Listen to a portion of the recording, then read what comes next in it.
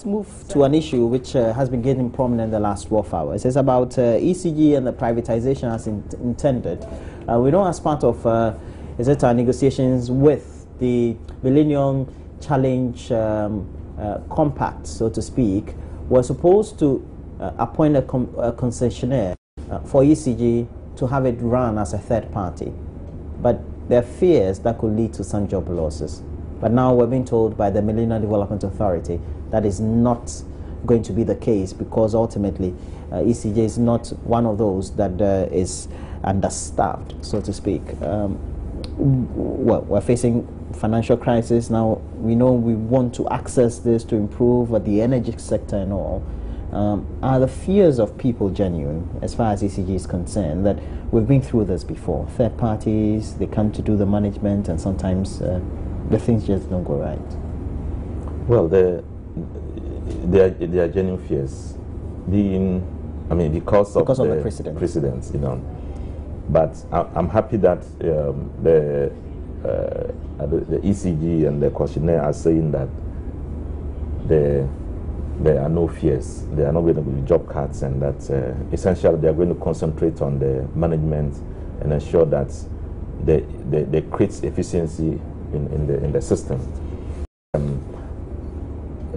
Every Ghanaian should be interested in the ECG, you know, the effective management, efficient and effective management of the ECG. And there seemed to be a challenge to us, and the challenge being that ECG is unable to pay for the cost of electricity supplied. It's supplied, you know, and so more and more every year there is accumulated debt, either because the government itself is unable to pay fully what it utilizes, they are unable to collect all the tariffs from people who are utilizing it, or there are leakages, or else they are paying more than they are able to collect. In other words, we underpay, or the tariff levels are lower than expected. Sitting at the private sector side, I have met lots of people who come forward to say they want to invest in our country. You know, as far as energy is concerned. Yes, they want to invest in energy, they want to produce power, they have their own money, but they want an offtake agreement, or let me say a power purchase agreement. That will mean that every single time they produce a certain quantity, a certain amount of power, an entity is ready to buy at a certain price. ECG will pick it at a certain price. Because ECG now is the only off-taker.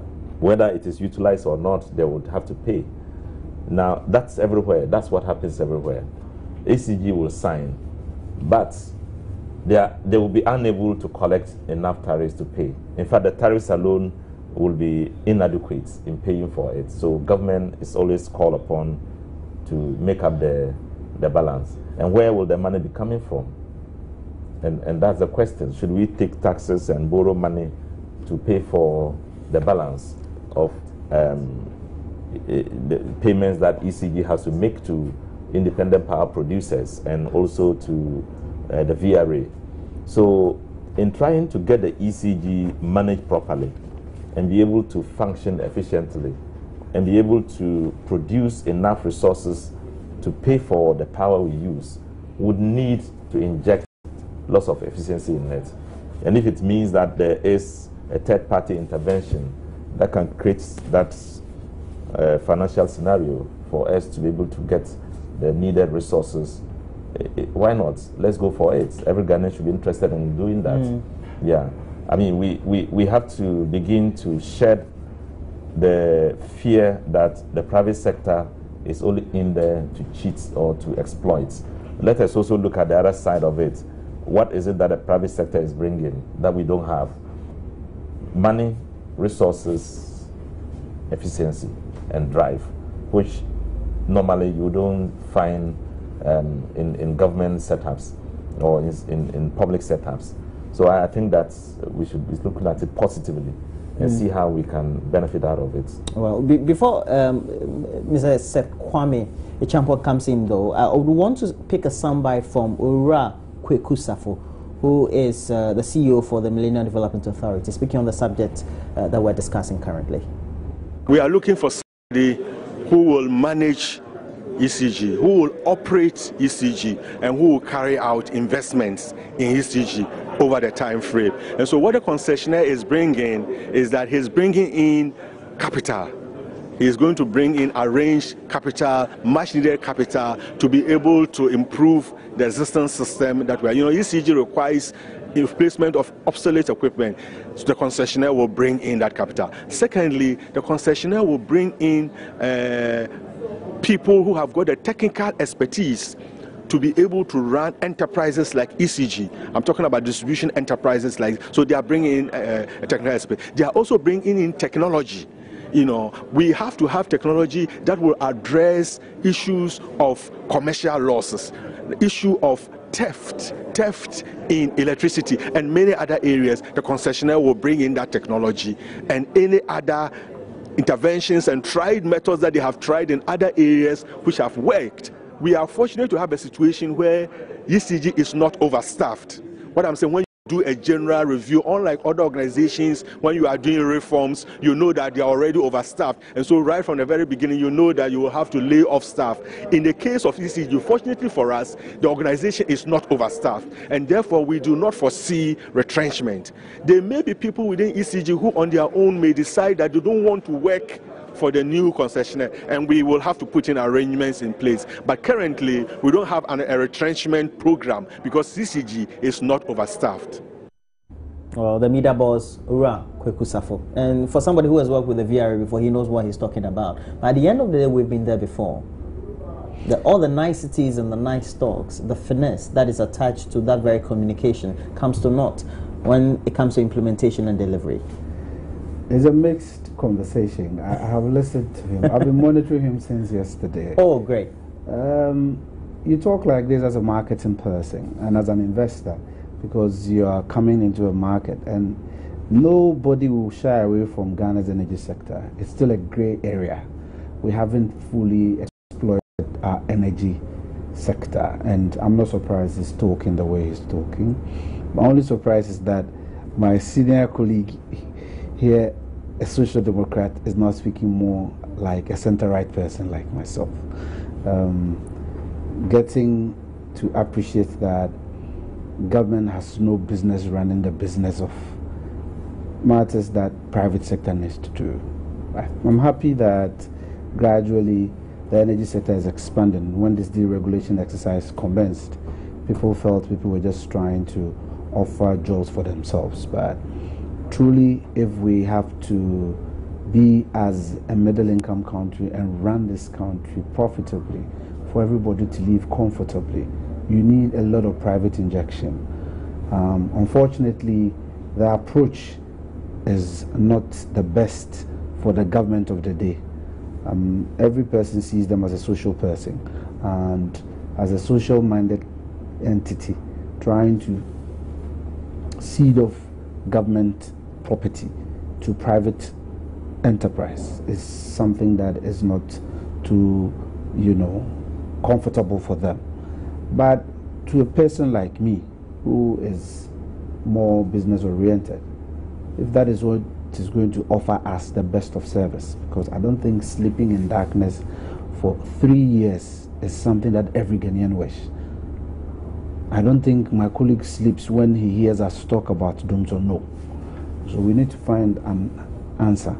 And if this is going to offer us a solution, then we should all run for it. However, my concern is that if ECG needs 200 million annually to be able to run efficiently, and then we are only going to be offered... Now we're talking about $200 million. Exactly, not $200 million. Not even Ghana. I'm sorry. And then we are seeing that America is offering us, through the compact, 300 million for the power sector. I think in totality, Ghana's compact is around close to 500.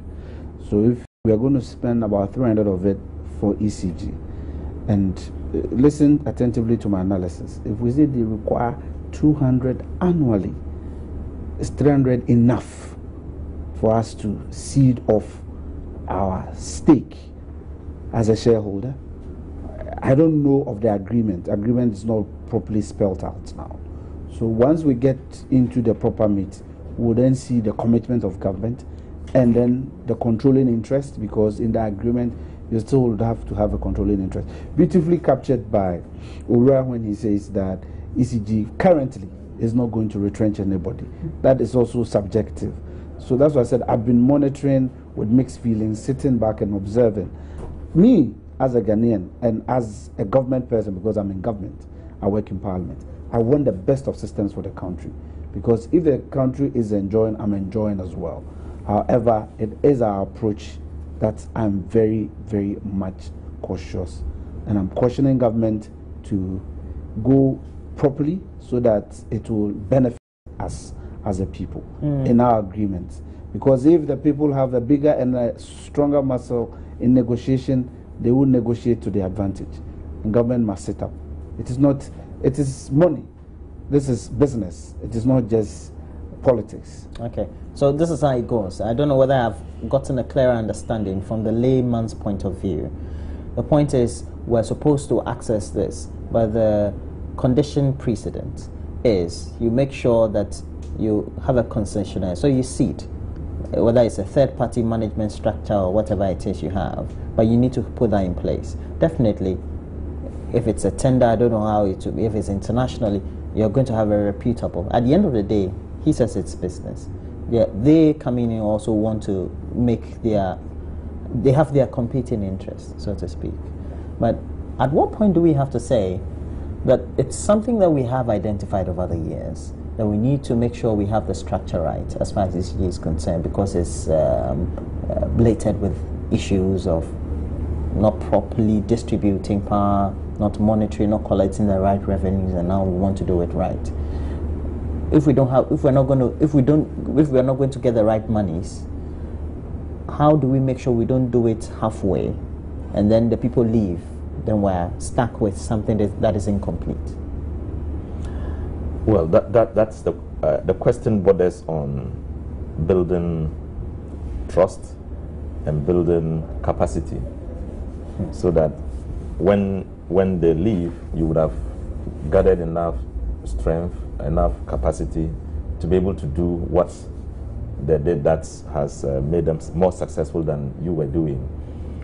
But essentially, what it is that when a third party comes in, especially in a private sector, public-private sector initiative, is coming in for a long period, not just a short time before they leave. You know, it's coming in for a long span of time. It's also going to take a long, it's going to have a change in the structure of business for a very long time. It's no longer going to have an ECG that is completely a government-owned company, but it's now going to be some shares, I mean, some shares of government will have to be permanently given out, so that you don't have a situation where they just come in as managers and go back after some time. They will have a stake in the business. They will have to share the risks.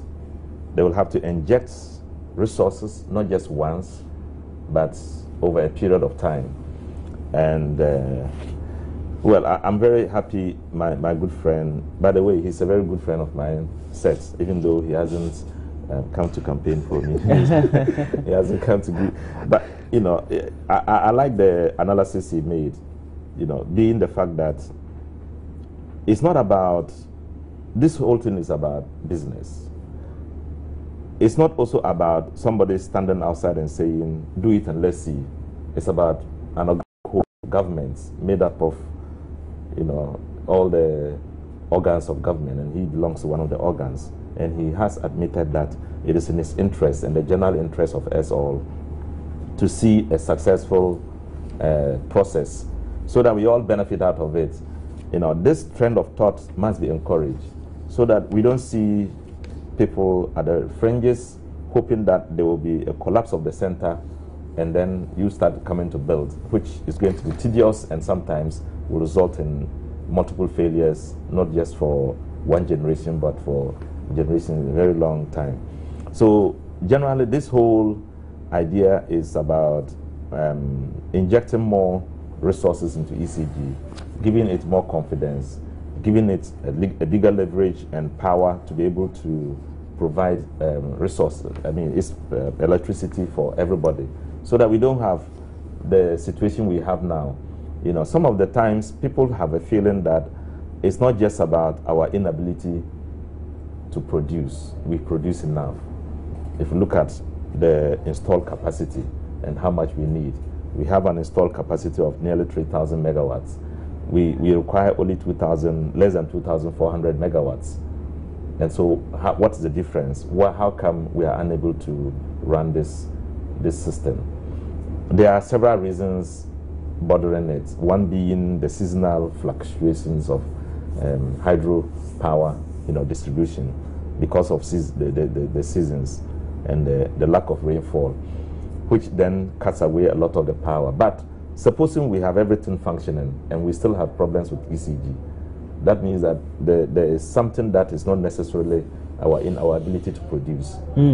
Well, it's not the same arrangement as we had with water, but the point is, you bring an exotic entity.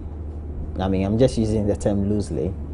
You bring an exotic entity. They don't know the terrains, and perhaps they may have the best reputation elsewhere, but our system is a bit peculiar, right?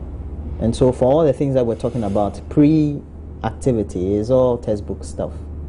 Well, you go there, how to recover revenue is a difficult thing, how to change, and especially when our system is intertwined, you need another ministry or another public entity to make sure they do the enforcement that would ensure something, compliance and things. That we don't have good data, our planning, country planning is bad, you can't identify people. You know some of the difficulties, and inherently we also have attitudinal problems. It makes it difficult for whoever you bring to succeed. Thank you, Roland. That is why I spoke very to the core of the matter, that this is a business arrangement. Whatever negotiations you make in this sort of arrangements, and mind you, the executive authority of this state is vested in His Excellency the President. He has taken us on this path, and he has gone to sign a compact. This isn't the first time we are signing a compact. So in principle, he has done nothing wrong. But the direction we are going is purely a business arrangement. And in such negotiations, you need the best of experts. Because this is not going to, like my colleague said, this is not just going to last for a decade. Nobody will come and throw in this money and expect to leave in a decade. So if you are doing the structure of negotiation, you should factor all these things in. Let me go on a little bit. Like he said, there are various generating activities that we do in this country to, harness our power. He talked about hydro. Gradually, we are realizing that what will survive us is thermal, because the environment is not, our own actions have really not kept our water bodies healthy for us, and we haven't, pursued it properly, and so we are losing our little waters that we could use for localized dams that could help us generate little amounts of energy to feed into non-industrial activities, which could just necessarily lighting for domestic and stuff like that. We haven't pursued that very well. So for me, if we are going to go this way, it is purely going to be a thermal generation. Thermal is expensive. Fortunately for us, we have excess of gas in our hydrocarbons, which we have in our Tuabo. And so that's what I'm saying. So negotiations into this matter is key. Whatever MIDA did, the gentleman, Ura, is an employee of MIDA, fully funded by the U.S. government. 100%. And so the interest, he's working for an interest. Clearly, no, even if it is not working for an interest, as a person, he must be an ambitious person to achieve his aim. So he's coming to sit on this thing to ensure that he succeeds in the interest of his employment, not in the interest of what you think you want. So, like he said, we are looking for a person that can efficiently manage ECG. It is a point of failure as a Ghanaian if a person speaks like that to my entity. And are we admitting, if you are going to the table and you are so low, it's difficult and it is dangerous. And so that's why I'm cautioning that we have embarked on a path. The trajectory is not safe, it's slippery. So we need to get all our arsenals. We must ensure that we have all our weapons with us. Everything. Don't want any faces which after about a year or two people will start writing and then we'll be getting second analysis. I'm afraid. We don't need that. We want we want clear lines defined for the interest of Mother Ghana. I'm in government today. That's why I'm speaking like that, because if this deal goes through, it is passing through Parliament. We are going to look at it. Tomorrow, posterity will judge all of us. They wouldn't say it is NDC or MPP who did it. Those who were in government at the time. And so I'm very particular about whatever we are going to do in this arrangement. Okay, let's stop over relying on common fund. Let my vote count petition. Okay, let's look at this. The last time before we had the elections, we created a lot more district assemblies. Is that what we did? That's what we did. Yeah. Okay. Are we going to create some the next? I doubt.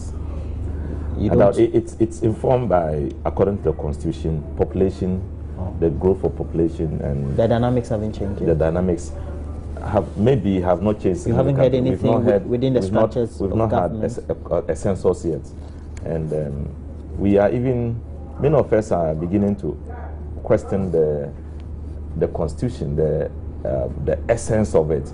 How come they put in place there that anytime a population reaches a certain level, we have to create a district or create? Because it doesn't always make sense. No, we need to re-examine it and see whether, because I will not support any situation where we have to create more constituencies, for example.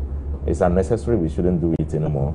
I won't support a situation where maybe districts, yes, because they are saying that if you create a district, two districts cannot be in one constituency. That means you have to create another constituency.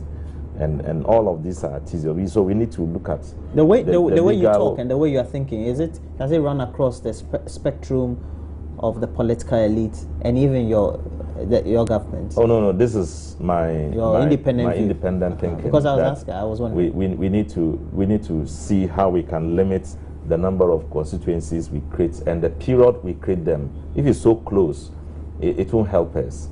It's so expensive to manage a constituency and a district. Unless it's absolutely necessary, then we can work within the framework of the legal setup. Seth, this is just a precursor to what it is that we're talking about, because, we just saw the inauguration of a number of assemblies. Is it assembly two days ago and even yesterday, so to speak. At the end of the day, some of the even newly created ones from the last time we did have not been able to become self-sufficient as far as funding they get from the District Assembly Common Fund and what they have to generate too. How do we go about it? Not necessarily about the creation, but how to fund the existing ones and make them more, liquid enough? Thank you very much. Like my colleague described it, the organic animal of state itself is not self-sufficient. And so the ripple effect will affect the offsprings. Here the offsprings are the metropolitans, the municipalities, and the districts. I was in my district, we got a very smooth exercise. We sworn in the newly elected district assembly members. How many constituencies are in your district? Oh, no. How many electoral areas? I have 26 electoral areas, and then I have 12 appointees, and so in total you have 38 assembly members, myself, and the deputy chief executive, totaling 40. And so that is how it comes. But at least your area, you can make money. There are some areas that they don't. I'm an ex-officio. My area suffers same. It is not. It is all over the system. So we have to be creative in ensuring that we allow the systems to operate well, and it is something that we cannot sit on. The assemblies need enough support, and then we have to prioritize our expenditures. For me, that is the way we have to work, and then be able to raise the needed revenues and do the necessary education. In an economy like ours today, which is not very, very sound, it is not the best. I'm not speaking because I think it is good for me. No, I'm equally suffering. And so the best ways we can do, because for instance, as an MP, are you a member of the Assembly? Yes, I'm a member of the Assembly. I'm an ex-official. I don't have voting rights in the Assembly, but I'm a member, fully fledged member of the Assembly. Like I said, the rendition I gave, if you really listened attentively. Yes, I did. I said I have 28, I did. 26. Don't repeat. Thank you. So I'm a fully fledged member of the Assembly. Okay. At the end of the day, is the fact that we need to make sure that the assemblies can create beyond the funding mechanisms that are there. How do we hope to do that? I'm asking this because the argument that was raised, or the refrain that was attached to the rationale for the increment the last time, was that it will promote development, to ensure that there's development in some of the areas that don't have, because it means they'll have new facilities and things like that. Practically, is it working that way? Well, it depends on the efficiency of the particular assembly, and the leadership in the assembly. Every assembly has a peculiar nature, and they have specific resources they can tap into. Other human resource through taxes, businesses, or some tourism attractions, or something that is so financially attractive that they can rely on. So depending on the nature of the assembly and the abilities and experience of the MCE, they can always make the assembly viable. Otherwise, over-dependence on common fund is not adequate enough. Okay, we have to end it though. Sorry for the short time. No, that's all right. Discussion. And Seth Kwame Champong is a member of Parliament for Impriso. He's a member of the MPP as well. He's an entrepreneur. And which are you again? Oh, I'm your friend. All right, he's my friend too. And Dr. Rashid Popo is the member of Parliament for Wa Central. He's incumbent in the primaries that the party is about to hold on November 7. And you've seen the promos live here on Joy News, and I'm sure that we'll have a lot more to talk about. I wish him well. Well, we wish you well. At least you'll be here a couple of weeks before that time. Yeah, I know he's going to win. I'm praying for him. He's going to win. All right, we wish you well. We're taking a break when we come back.